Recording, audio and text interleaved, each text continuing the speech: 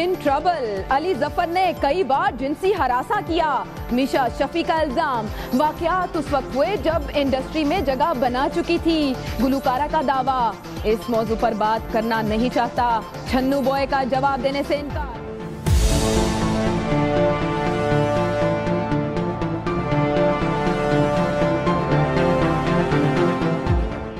दिसंबर के महीने में इस्लामाबाद में दोनों ने एक मुश्तरका कॉन्सर्ट किया था और आने वाले कुछ ही दिनों में एक और कॉन्सर्ट जो है वो शेड्यूल था, लेकिन कुछ लेन देन के तनाज़े के मामले पर जो अली जफर के ज़रा ये कंफर्म करें कि लेन देन के तनाज़े पर दोनों की जानिब से जो है वो शदीद रद्द-ए-अमल देखा जा रहा है।